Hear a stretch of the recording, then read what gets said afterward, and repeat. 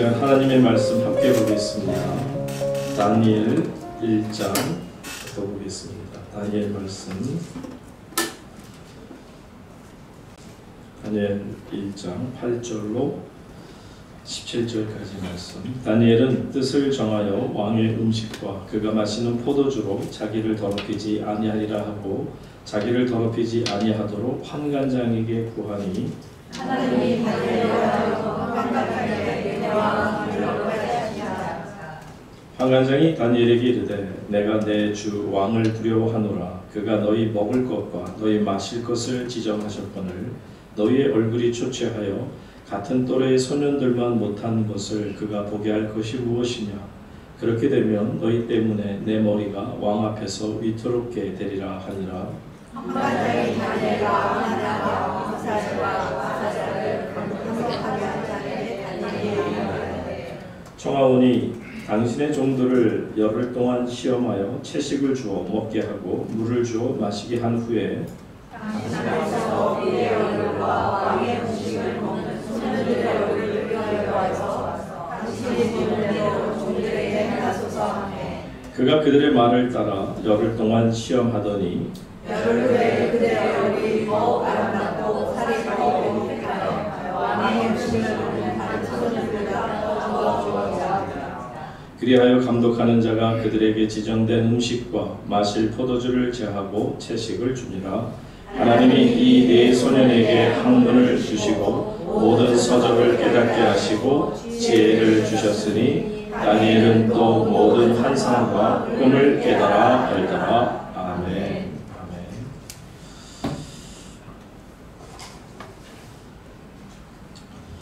이 시간 목적이 이끄는 삶이라는 제목으로 하나님의 말씀을 대언해 드립니다.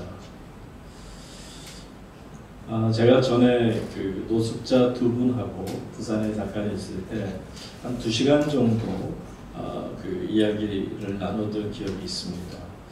그분들은 이제 주로 부산역에서 거하시고요. 그리고 일이 있을 때는 또 가끔씩 집에도 가는 그런 분들입니다.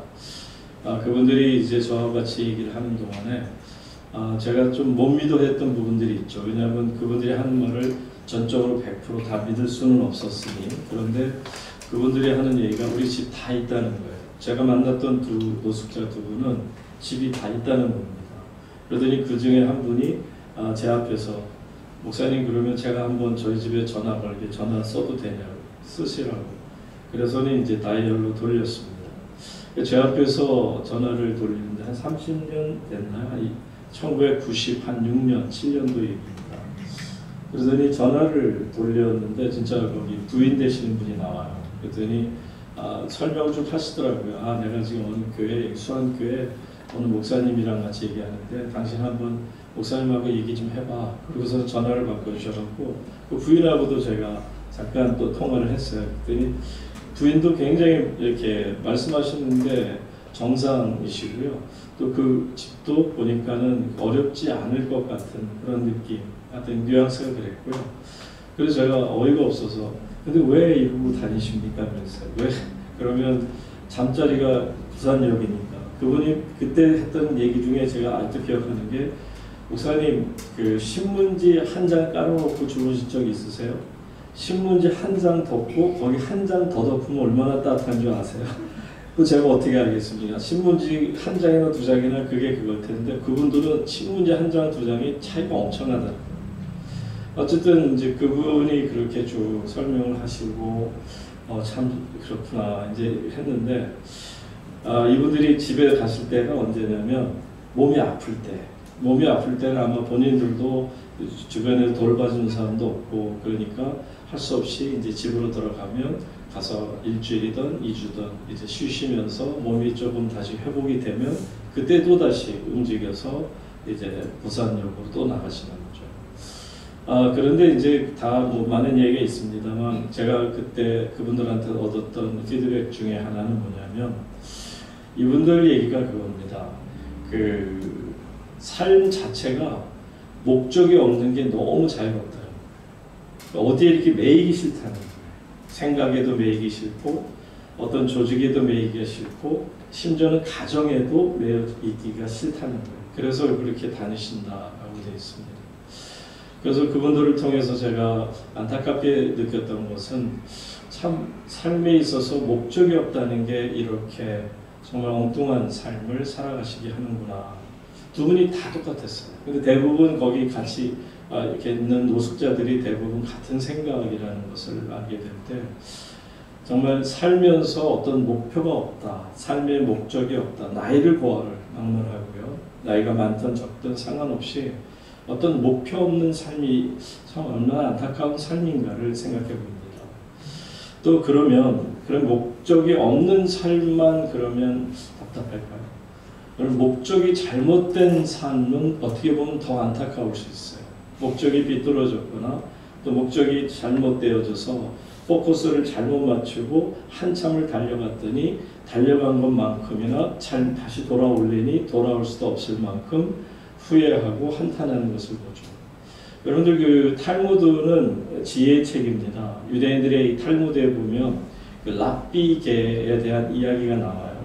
아마 한 번쯤은 들어보실 수도 있는데 이 랍비계가 우화입니다. 우화인데 이 랍비계가 어떤 것을 깨달았냐면 자기 꼬리에 행복이 있다는 걸 알게 된 거예요. 랍비계도 개지만 랍비계예요. 그래서 그걸 깨닫고는 내 꼬리에 행복이 있구나 하니까 그래서 뭐하죠? 꼬리를 잡으려고 개들이 뱅뱅뱅 도는 거예요. 다음에는 여러분들 꼭 개들 뱅뱅 돌면 저 개가 지금 행복 잡으려고 저를 개를 쓰는구나 라고 이해하시면 되죠. 그게 탈무드식의 설명인데 그런데 이제 이 랍비개가 아무리 잡으려고 애를 쓰고 그렇게 빨리 돌면 돌수록 또 꼬리는 더 빨리 없어지고 그러니까 돌다 나중에 얘가 지쳐 쓰러졌어요. 지쳐 쓰러지고 나더니 어떡합니까? 못 잡았는데 그랬더니 옆에서 늙은 개가 그 랍비 젊은 개를 보면서 쯔쯔 혀를 차면서 하는 말이 뭐냐면 야 나도 자네처럼 전에는 그 꼬리를 잡으려고 나도 열심히 했지만 자네처럼 지쳐서 나가 떨어진 적이 한두 번이 아니지. 그런데 내가 깨달은 게 하나가 있네. 자네가 정말로 이 꼬리에 행복을 잡으려고 쫓아가면 쫓아갈수록 현기증이 날 뿐이지만 자네가 어떤 목표를 정해놓고 그리로 향하면 신기하게도 자네 뒤에 있는 그 행복의 꼬리가 자네를 따라올 거네. 대단한 깨우침이죠. 그러니까 잘못된 어떤 방향, 잘못된 목적이 설정이 잘못돼서 지쳐 쓰러지는 것이 많은 사람들에게서 나타나는 모습인 것을 알죠. 이처럼 그 목표가 아주 없거나 또 아니면 목적 자체가 잘못된 경우에 우리는 참 인생을 허비하면서 어렵게 살아갈 수밖에 없게 되는 것을 보죠. 그런 면에서 보면 우리 신앙인은 정말 목표가 확실한 사람입니다. 나이가 들었든 나이가 젊든 상관없이 우리의 삶에는 언제든지 목표가 확실합니다.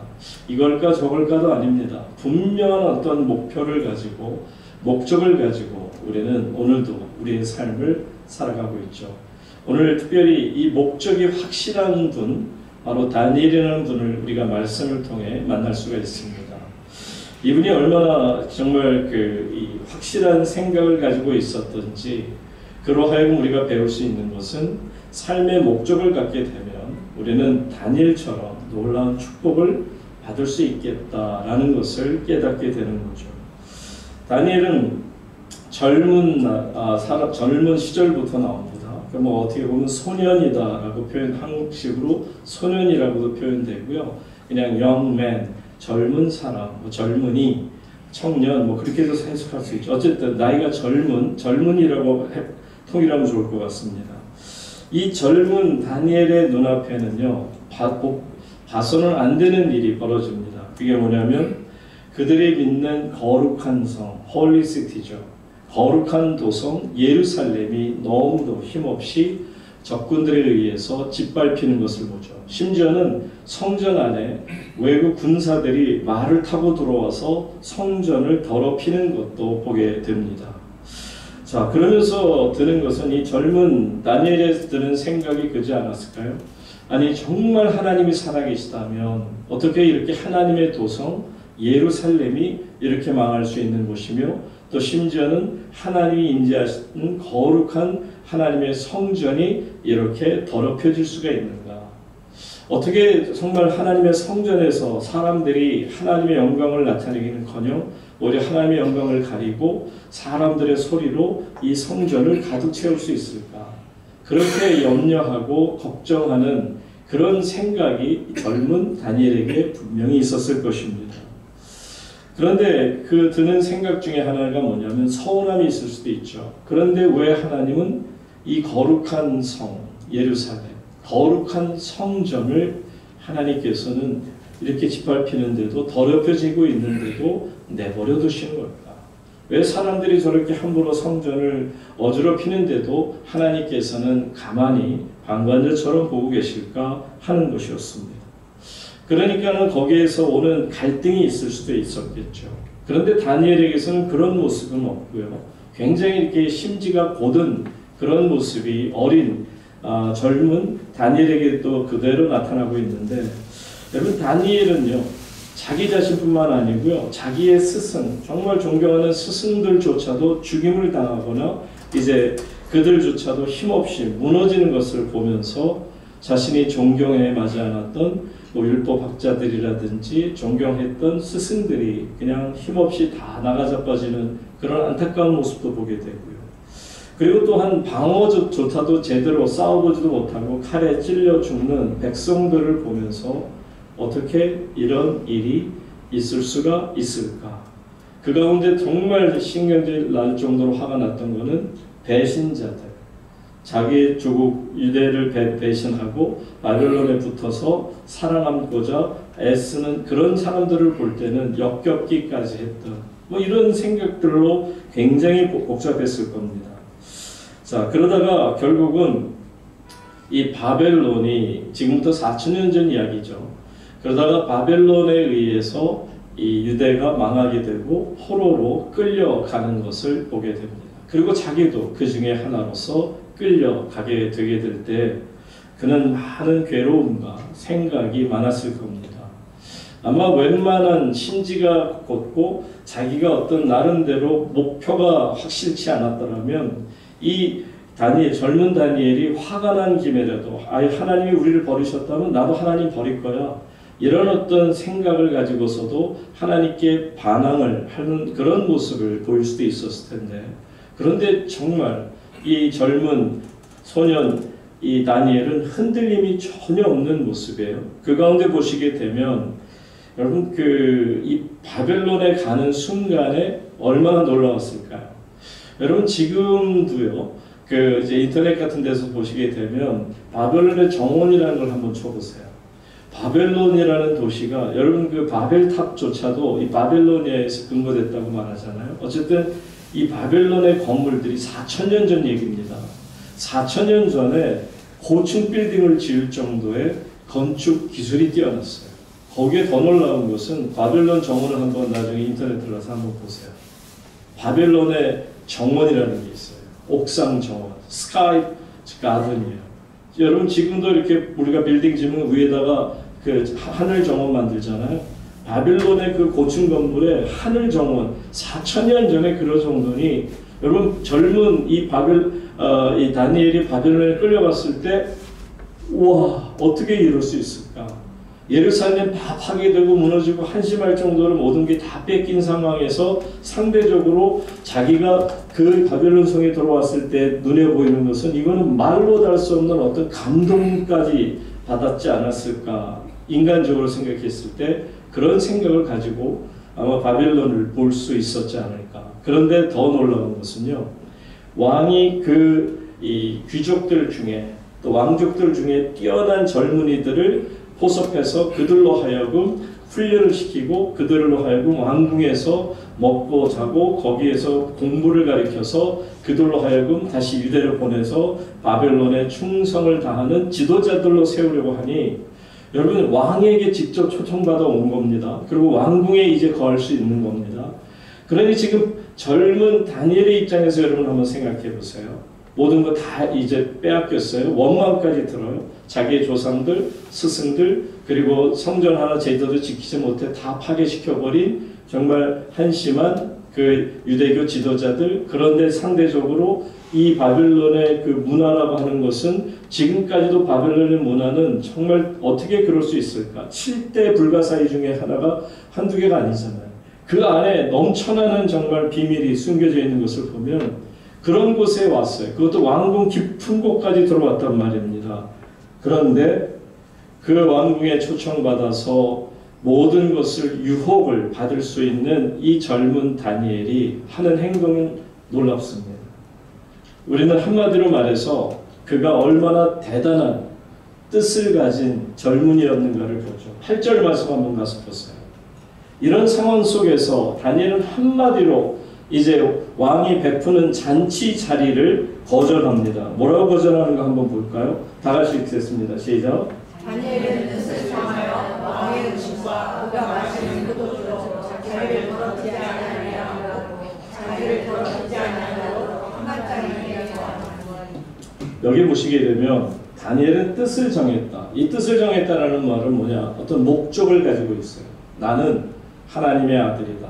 나는 하나님의 자녀다. 거룩한 하나님 나라 백성으로서 하나님의 거룩한 일꾼으로 살아갈 것이다. 그 뜻을 정하고요. 그리고 나니까 왕의 음식, 그가 마시는 포도주. 여러분 여기에서 우리가 두 가지를 생각해 볼 수 있어요. 왜 이 다니엘이, 젊은 다니엘이 이 음식과 포도주를 자기를 더럽히는 것으로 생각했을까? 두 가지 이유입니다. 첫째는 이 당시 바벨론이 갖고 있던 종교는 배화교예요. 배화교라고 하는 것은 하늘, 그리고 해, 달, 별 이런 것들을 믿는 그런 종교입니다.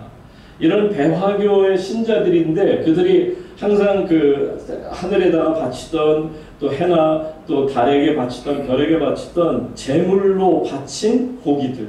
그러니까 모든 고기는요 그냥 고기가 아니에요. 제물로 바쳐졌던 고기예요. 여러분 고사떡 좋아하세요? 요즘에 고사떡 같은 고사 지낸 집이 거의 없으니까. 제가 어렸을 때만 해도요 저희 옆 동네에서도 개똥이, 정말 이름도 개똥이가 있었어요. 제 친구 중에 개똥이가 왜 개똥인가 그때는 몰랐어요. 나중에 크다 보니까 귀신이 샘나니까 이름도 그 부모님이 개똥이로 지은 거예요. 하여튼 하고 한다고 집이 붙어 있었는데 그냥 굿한다고 돈도 많아가지고 굿한다고 쿵쾅쿵쾅 되면은 우리 어머니 또 시작하네 그러고서는 전축이 있어갖고 전축을 틀면 할렐루야고 막 찬양, 우리 집에서 할렐루야 찬양 소리 나고 거기서는 굿한다고 덤거덩거리고. 근데 그러고 나면 고사 진행을 하면 뭐 하죠? 떡을 가지고 와요. 여러분 고사떡 좋아하세요? 그런 의미에서 여쭤본 거예요.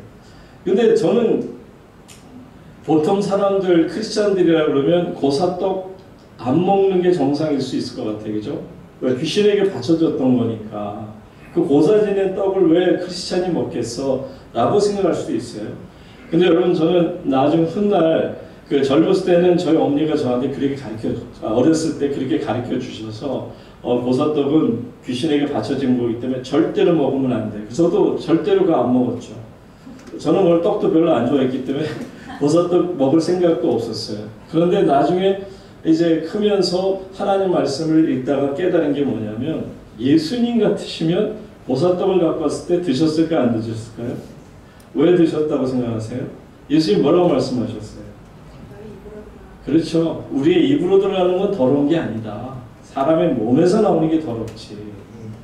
그러니까 나중에 사도 바울이 그러잖아요. 나는 먹을 수 있는, 고기를 먹을 수 있는 믿음도 있지만 고기를 먹지 않을 수 있는 믿음도 있다 그래요. 그게 지금 똑같은 형편이에요. 그러니까 사도 바울 때도 뭐냐면 이방 신들에게 바쳐졌던 보사떡과 같은 그들이 항상 그 소를 잡든지 뭐를 잡든지 바쳐지는 제물이 있잖아요. 그 제물을 그 우상에게 제물로 바쳐놓고 그걸 사람들하고 나누게 돼 있잖아요. 이 당시에도 마찬가지예요. 배화교도 똑같이 고기나 모든 이런 술 같은 거를 바쳐줬다가 사람들끼리 나누라고 하는 거예요. 그러니까 사도 바울이 뭐라 그러냐면 나는 먹을 수 있는, 그러니까 보사떡 먹을 수 있는 믿음도 있지만 먹지 않아도 되는 믿음도 있다고 그래요. 그러면서 뭐라 그러냐면 그런데 내가 먹어도 좋지만 당신들 중에 한 사람이라도 믿음이 약해서 내가 이 고기를 먹는 거, 제사에 우상에게 바쳐졌던 고기를 먹는 걸 보고 혹이라도 시험에 든다면 내가 영원히 입에 안 되겠다. 그게 사도 바울의 이야기거든요. 그런 말씀을 우리가 들어보면 결코 입으로 들어가 예수님 말씀처럼 뭐 고사떡이 뭐 귀신이 붙었겠습니까? 뭐 고사떡이라고 뭐 방앗간에서 만드는 거 뭐가 다를까? 똑같은 거잖아요. 그런데 사람들의 그 게름직한 뭐 뭔가 좀 그런 정도의 생각밖에는 저는 차이가 없다고 봅니다. 문제는 먹느냐 안 먹느냐가 중요한 건 아니에요. 그런데 이 당시에 이런 상황 속에서 그것도 다른 사람도 아닌 누가 주고 있어요? 왕이 준 거예요. 왕이 준 거를 거절한다는 얘기는 목숨 내놓고 거절하겠다는 거예요. 얼마나 무시무시한 겁니까? 그 당시에 바벨론 왕을 대항할 수 있는 존재는 없었어요. 왜? 스스로가 신이고요. 모든 사람이 바벨론 왕을 신격화했기 때문에 신까지 생각하는데 인간 따위가 어떻게 바벨론 왕이 하사한 음식을 먹지 않을 수 있게 되냐. 그런데 그가 뭐라 그러냐면 나는 이것으로 나를 어떻게 한다? 더럽히지 않겠다. 와, 이게 참 정말 젊은 다니엘 어떻게 이런 확고한 믿음이 있을까? 그러니까 나중에 훗날에 보게 되면 하나님이 그를 얼마나 축복하시는지를 우리가 보게 되죠. 우연이 아니라는 것을 알 수가 있습니다. 그러니까 이처럼 하나님 앞에서 그 다니엘은 하나님 안에서 자기 자신에 대한 분명한 생각, 하나님 안에서의 자기를 더럽히지 않겠다고 하는 이런 생각을 가지고 그리고서는 결코 고기를 먹지 않겠다라고 생각한 거죠. 또 다른 예를 들자면 율법적으로도 맞기는 해요. 이 당시 유대 사람들은 이 고기를 먹는 게 일반 사람들하고 달라요. 우리 같은 경우에도 뭐 고기 그냥 푸주간에 가서 주면 그거 받아다가 그걸 먹을 수가 있어요. 그런데 유대인들의 그 고기 잡는 법은 달라요. 그들의 도살장은 우리랑은 다릅니다. 호주도 유대인 도살장이 따로 있어요. 그러니까 어떻게 하냐 그랬더니 먼저 죽이기 전에 심장에다가 호스를 꽂아서 피를 다 뽑아낸다. 왜냐하면 성경에서 율법으로 뭐라 그랬어요?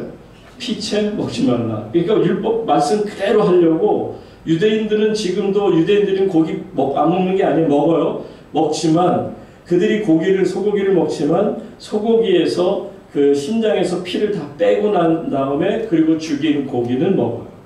그래서 여러분도 아시지만 비행기 지금 타려면 거기에 요청하는 게 있잖아요. 거기에 반드시 유대교식 그런 고기를 원하는가를 쓰게 돼 있어요. 유대인들이 그렇게 원해서 만약에 없다 그러면 그 사람들 고기 안 먹습니다. 채소만 먹죠. 그러니까 이런 면에서 보면 어쨌든 다니엘은 마음이 확고한 사람이에요. 젊은 친구가 너무너무 분명하게 자기의 뜻을 하나님 앞에 정해놓고 그것이 어떤 상황이든 왕이 아니라 더한 자가 내게 이것을 요구하더라도 나는 하나님 말씀 외에는 들을 리가 없다라는 생각을 분명히 갖는 것을 보게 됩니다. 자, 이런 두 가지를 가지고 이야기를 하게 될 때 환관장이 깜짝 놀랍니다. 9절 넘어가서 보세요. 그랬더니 하나님이 다니엘로 하여금 환관장에게 은혜와 긍휼을 얻게 했더라라고 말씀합니다. 여러분 환관장이라고 하는 것은 우리나라 하면 내시죠. 내시니까 왕으로부터 이제 명령받고 와서 이 다니엘을 비롯한 유대인들 중에 뛰어난 이런 인재들을 그렇게 그 인재풀을 구성하려고 하는 그런 담당자죠. 그 담당자가 놀란 거예요. 다른 게 아니라 그렇게 되면 내가 당신들 때문에 죽음을 당할 수도 있다. 왜? 당신들이 만약에 고기를 안 먹고 그리고 왕이 내린 것을 먹지 않으면 그래서 만약에 당신들의 얼굴이 창백해지게 되면 도대체 저 사람들에게 왜 좋은 고기를 줘서 먹게 하지 않아서 저렇게 힘없게 만들었느냐, 네가 그것을 착복했느냐, 어쨌든 어려움이 당할 수 있으니 환관장이 두려워할 수밖에 없는데도 여러분 하나님 앞에서 정말 하나님이 얼마나 큰 은혜를 베푸셨냐면 하나님 앞에서 9절에 하나님이 다니엘로 하여금 환관장에게 은혜와 긍휼을 얻게 하셨다라고 말씀합니다. 사람에게 인정을 받을 수 있을 정도로 하나님께서는 그 모든 것을 깨끗하게 이제 정리시켜주죠. 자, 그러면 먼저 볼까요? 다니엘이 이 환관자에게 제안을 합니다. 굉장히 창조적인 제안을 해요. 12절 말씀 보세요. 12절. 12절. 다 같이 읽습니다. 시작.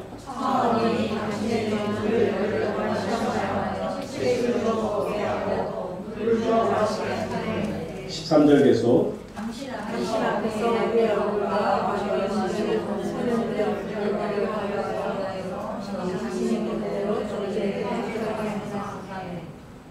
자, 쉽게 얘기하면 이거죠.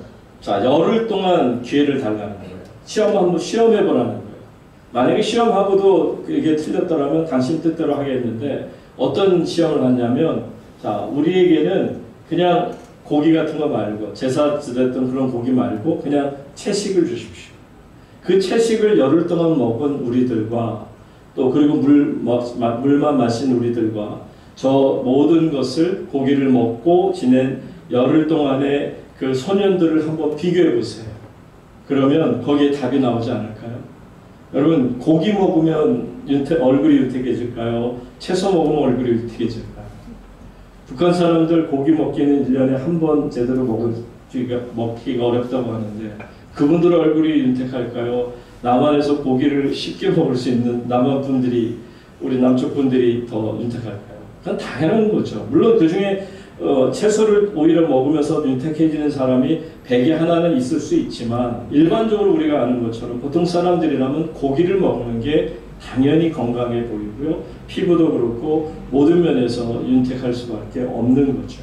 그런데 거기에 대고 이렇게까지 창조적인 제안을 합니다. 한번 해보시라는 거예요. 그러니까 이 말은 뭐냐면 세상 사람과 다른 모습을 보여주겠다. 여러분, 오늘날 한국교회가 왜 세상에게 정말 미움을 당하고 인정을 못 받고 그리고 사람들한테 손가락질 받느냐 하면 우리가 그분들하고 달라야 되는데 다르지 않아서 그래요. 야, 예수 믿는 니들이 우리랑 똑같으면 어떡하겠다는 거냐? 야, 예수쟁이 중에는 우리보다 더한 자도 있네. 그러니 다르지 않으니까 우리 교회가 욕을 먹는 겁니다. 크리스찬들은 달라야 돼요.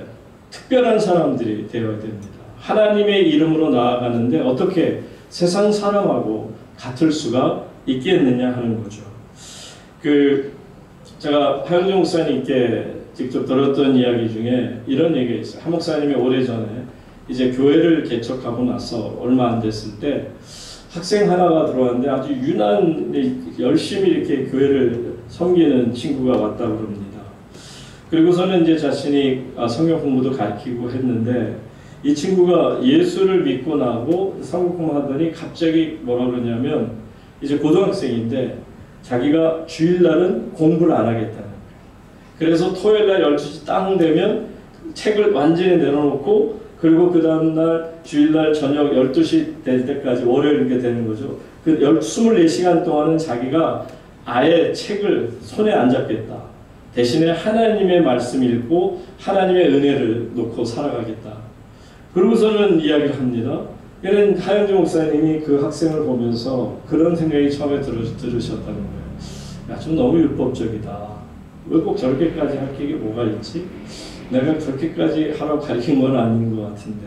왜냐하면 한국 사람도 굉장히 생각이 이렇게 넓으신 분이라 그래갖고 오히려 그 학생을 염려하게 되는데 정말 이 학생이 딱 그러니까 토요일날 12시 딱 되면은 그냥 아무것도 안 하고 들어가서 자고 고등학생이 막 그렇게 일찍 자고 그리고서는 또 주일날 교회 오면 교회에서 갈 생각을 안 하고 하루 종일을 교회에서 놀고 애들하고 왔다 갔다 하고 성경 공부하고 그러면서 즐기다가 그리고 하루 있다가 가고 그러고 나서는 저녁에 집에 가면 좀 바로 잔다고 그래요. 자고 나서 12시 딱 하면 일어나서 밤새고 공부한다. 그런데 그 학교 그 당시에 꽤 오래전 얘기죠. 한 40년도 넘은 전의 얘기일 텐데 그때 이 월요일마다 그 학교에서 시험을 쳤나 봐요. 그러다 보니까는 시험 점수가 좋을 리가 없죠. 왜? 당연히 그 선생님들이 시험을 월요일날 치려면 토요일하고 주일날 주말에 공부를 특별히 하고 와서 시험을 치게 하는데 근데 보통 때는 한 3등 정도 했는데 이 학생이 그러고서는 공부를 안 하니까 주일날 그러다 보니까는 성적이 7등으로 떨어지고 13등 떨어지고 막 떨어지더라는 거예요. 그런데 그러다 보니까 이제 아버지가 화가 난 거예요. 예수를 안 믿는 아버지가 한 목사님한테 쫓아와가지고 막 욕을 하면서 당신이 우리 아들을 버려놨다고 어떻게 할 거냐고 책임지라고. 그리고 하영정 목사님한테 막 당신 해가면서 삿대질하면서 우리 아들이 당신 때문에 이상해졌다고 그러고 막 난리치니까 그때 아들이 그 아버지에게 그렇게 지금 딱 다니엘처럼 그러다는 거예요. 아버지, 저에게 시간을 주세요. 제가 정말 그 한 2달 동안 만약에 아버지 생각처럼 제가 점수를 제대로 못 만들어내면 내가 아버지 하라는 대로 하겠습니다. 그러니까 아버지 목사님 괴롭히지 마시고요. 제가 하는 대로 지금 지켜봐 주세요.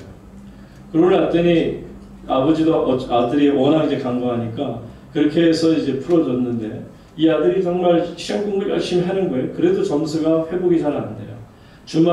월요일 날 시험을 치면 항상 그 점수가 떨어져요. 근데 화요일 치면 좀 올라가고 수요일 날 시험을 치면 좀 더 올라가고 그래서 한 3등 정도가 됐다가 다시 또 주말 되면 뚝 떨어지고 점수가 계속 그랬는데 결론이 뭐냐. 그 아들이 그 고등학교 생긴 이래 서울대학 단과대학에 수석으로 입학한 경우가 처음이라는 거예요. 그 학교에서도 수석으로 졸업했지만 어쨌든 그 자기가 그 학생이 들어간 그 서울대학교 그 학과에서 수석으로 입학할 정도가 된 거죠. 결국 그 아버지, 반대했던 아버지도 이제 온누리교회 또 교인이 되고 찬양대 멤버까지 될 정도로 하나님 안에서 이렇게 살아가는 분들이 분명히 있음을 우리에게 보여주는 것입니다. 그러니까 이처럼 창조적인 제안을 할 정도로 당당한 거예요. 그만큼 뭐냐? 믿음이 있다는 거예요. 하나님이 나와 함께 하심으로 열흘밖에 안 되지만 그 열흘 되는 시간 안에 역사를 이루어 주실 거다. 그러다 보니까 여러분 보세요. 자, 이렇게 믿음을 갖고 사는 분들에게는 하나님께서 정말 역사를 이루어 주십니다. 9절 다시 가서 볼게요. 어떤 역사를 이루어 주시는가? 아까 본 것처럼 환관장에게 은혜와 공유를 얻게 한다. 여러분, 우리가 하나님의 뜻대로 살고요. 마음을 정하고 하나님을 우리의 인생의 목표로 삼고 가다 보면 다른 것보다도요. 사람들로부터도 은혜와 공유를 얻을 수 있는 사람들에게도 인정받는 것을 말합니다. 우리가 하나님께 인정받으면 사람들에게도 인정을 받을 수가 있게 되는 것을 보여주시죠. 그리고 두 번째도 계속 보시면 14절, 15절 보세요. 결론이 뭐냐? 14절 보면 그가 그들의 말을 따라 열흘 동안 시험했어요. 그랬더니 15절 다 같이 읽습니다. 15절 시작. 그들의 얼굴이 더 아름답고 살기도 공평하여 왕의 음식을 먹고 다른 선원들보다 더 좋아하리라. 네. 답이 뭐냐? 하나님께서 우리의 삶을 관섭하시는데요. 정확하게 다른 소년들, 그 다른 소년들은 누구예요? 다른 거 고기 시컷 먹고 하고 싶은 대로 했던 사람, 그 친구들보다도 어떻게 했더라? They looked much healthier and better. 건강하고 더 좋아 보였다는 거예요. 사랑하는 성도 여러분, 하나님께서 함께 하시면 다른 소년들보다 더 건강하고 보기에 좋을 줄로 믿습니다. 이처럼 하나님께서 이런 역사를 이루어 주시는 것을 말합니다. 다니엘이 이렇게 결정했더니 하나님께서 환관장의 마음도 사로잡게 하셨지만 이처럼 실제적으로 그들의 얼굴 모습조차도 더 건강하고 더 보기에 좋은 모습을 보여주시죠. 그리고 그것뿐만이 아니고 17절 넘어가서 보세요. 17절에 하나님이 이 네 소년에게 학문을 주시고 모든 서적을 깨닫게 하시고 지혜를 주셨으니 다니엘은 또 모든 환상과 꿈을 어떻게 했더라? 깨달아 알더라. 이 다니엘의 다른 세 친구들에게도 이런 은혜를 주셨을 뿐만 아니라 특별히 다니엘에게는 환상과 꿈을 해석할 수 있는 그런 지혜와 지식을 허락해 주셨더라 말씀하는 겁니다. 여러분, 여기에 보시는 것처럼요, 하나님께서는 모든 서적을 깨닫게 하시고 지혜를 주셔서 또 모든 환상과 꿈을 깨달아 알게 하시는 그것을 우리에게 보여주신다면, 여러분, 여기에서 우리가 깨달을 수 있는 게 뭐냐? 하나님은요, 그냥 하나만 주시는 분이 아니세요. 예를 들어서 솔로몬이 하나님 앞에서 기도하다가 1,000번제를 드리고 나서 네가 원하는 게 뭐냐 했을 때 지혜를 갖기를 원합니다. 듣는 귀를 열어주십시오. 그때 하나님께서 당연히 그로 하여금 인간이 난 자 중에 가장 놀라운 그 지혜를 허락하셨을 뿐만 아니라 또 사람들이 가져보지 못한 금과 은과 모든 재물과 명예로 그를 채워주시는 것을 보세요. 여러분, 모든 것을 더하시는 하나님의 은혜를 여러분 꼭 기억하시기를 바랍니다. 우리가 하나님 앞에 부르짖으면 너는 내게 부르짖으라. 그러면 내가 네게 응답해 주시겠다. 그 약속을 주시면서 하시는 말씀이 뭐죠? 그 외에도 크고 비밀한 일을 너로 알게 해주겠다. 저는 이 말씀이 너무 좋아요. 우리가 정말 하나님 앞에서요, 이 다니엘처럼 하나님만을 향해서 우리가 마음을 딱 굳고 그 심지가 곧은 상태에서 하나님의 뜻을 갖고자 한다면 하나님께서는 우리에게, 예수님께서 그러셨잖아요. 너희는 먼저 그의 나라와 그의 의를 구하라. 그 말은 하나님의 나라, 하나님의 의를 목표로 삼으라는 거예요. 그러면 이 모든 것을 어떻게 하신다? 더하여 주신 거죠. 그러니까 여러분, 무엇이 필요합니다. 하나님 이게 필요합니다. 저게 필요합니다. 얘기할 거리도 없어요. 왜요? 여러분들이 정말 하나님을 향하여 뜻을 모으면 여러분이 필요한 모든 것 그 외에도 다 넘치도록 부어주실 줄로 믿습니다. 그게 은혜 아닐까요? 그게 우리의 정말 감사하는 삶의 제목 아니냐는 말이에요. 여러분, 내가 하나님 A라는 것을 주세요. 하나님이 오케이 A라는 걸 주셨어요. 하나님 내게 B라는 것도 필요한데요. B라는 것만 주시겠어요? 하나님 그렇게 하시는 분이 아니시더라고요. 저도 살아보다 보니까 하나님 앞에서 정말 하나님의 뜻을 구하다 보니 하나님의 뜻을 확고하게 잡고 가다 보니까 돌아보니 내 손에 없는 게 없어요. 하나님이 필요한 모든 것 그 외에도 부어주시는 것을 저는 분명히 체험했습니다. 성도님들께서도 하나님께 모든 것을 맡기고요. 하나님의 뜻을 구하다 보면 여러분들이 목적이 딱 이끌어가는 가운데 여러분의 삶을 이끌어가게 될 줄로 믿습니다. 그러니 다니엘이 어떤 사람인가를 보세요. 정말 하나님이요, 다니엘을 얼마나 축복하셨는지. 여러분, 지금 4,000년이 지난 지금도요, 지금도 전쟁, 이스라엘하고 아랍 전쟁하는 거 보세요. 막 서로 진짜 철천지 원수도 그렇게 원수가 없어요. 서로 못 잡아먹어서 하는 날입니다. 그런데 다니엘이 어느 나라 사람이에요? 유대인이잖아요. 물론 그가 외국으로 가서 외국에서 오래 살았어요. 페르시아도 살고 어쨌든 그 문화적인 데서 계속 있었어요. 지금 4,000년이 지난 지금 현재 21세기 이 이스라엘과 전쟁하는 가운데서도 다니엘의 무덤이 어디 있는 줄 아세요? 이라크에 있어요. 바벨론이 그 당시 이라크였으니까 그 바벨론 그 왕들이 묻힌 시신이 묻힌 곳에 다니엘의 시신이 묻혀 있어요. 그리고 지금도 유일하게 유대인들 중에서 유일하게 이슬람 사람들이, 그쪽 중동 사람들, 이슬람 사람들이 인정하고 존경하는 선지자가 누구냐면 다니엘이에요. 지금도 다니엘에 대해서만큼은 그들이 무조건 존경을 표해요. 여러분, 하나님은 절대로 거짓이 없으신 데다. 역사를 놓고 봐도 그렇잖아요. 아니, 어떻게 이스라엘 사람인 유대인인 다니엘을 그 이슬람권에 있는 사람들이 정말 그렇게 존경한다고? 여러분, 나중에 한번 인터넷 들어가서 보세요. 다니엘 쳐놓고요, 다니엘 시신이 어디 있는지 한번 보시고요. 이슬람 사람들 속에서 다니엘이라는 인물이 어떤 인물로 추앙되고 있는지 한번 보세요. 이해할 수 없는 일이 지금까지 그대로 4,000년 동안 역사적으로 이어옵니다. 여러분, 그가 하나님 앞에서 뜻을 정했더니 하나님께서 그로 하여금 하나님의 권세를 누리게 하심을 여러분 꼭 기억하시기를 바랍니다. 이 말씀만 드리고 마치면, 그 세드백 처치에 저도 한번 가서 설교를 들으면서 참 대단한 교회다라는 생각이 있는데요.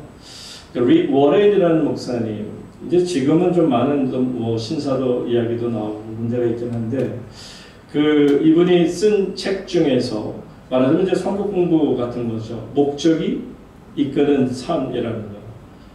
Purpose driven life. 그러니까 이 목적이 삶을 이끌어간다라는 것인데 굉장히 좋은 표현이라고 저는 생각합니다. 그 책 서문에 이 릭 워렌 목사님이 이렇게 적었어요. 그대로 읽어드릴게요.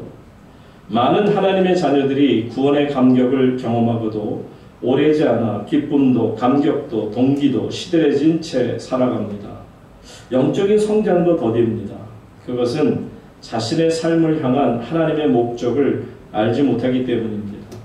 하나님이 우리를 이 땅에 보내신 목적을 분명히 알 때 우리의 삶은 소망과 기쁨과 힘으로 넘치게 됩니다. 아브라함의 삶이 그랬고 모세의 삶이 그랬고 다윗의 삶이 그랬으며 다니엘의 삶이 그랬고 바울 사도의 삶 또한 그랬습니다.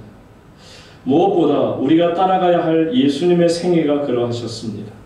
하나님의 목적을 알고 그 목적이 이끄는 삶을 사는 것, 이것과 비교될 삶의 축복은 그 어디에도 없습니다. 사랑하는 우물교회 성도님 여러분, 오늘 이 시간 우리는 다니엘을 통해서 목적이 이끄는 삶이라는 게 얼마나 놀라운 하나님의 축복을 받는 삶인가를 깨닫습니다. 여러분, 삶 중에서 저는 최고의 삶이라고 고백하는 것이 To live is Christ. 사는 것이 그리스도다. 내 삶 자체가 그리스도다. 라고 하는 그 목적을 가지고 우리의 남은 이 땅에서의 삶을 살아갈 수 있다면 두려울 게 있을까요?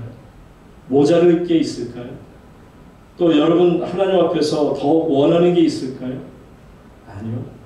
그냥 하나님께서 이끄시는 삶만 생각해도요. 그냥 하나님이 내게 허락하신 그 뜻, 목적이 내 삶을 이끌어 가실 때 보면 얼마나 많은 것으로 윤택하게 하시는지 오늘 이 다니엘을 축복하심처럼 저와 여러분을 축복하심을 믿으시기 바랍니다. 하나님께 온전히 뜻을 두는 저와 여러분 될 수 있기를 주의 이름으로 축원합니다. 함께 기도하겠습니다.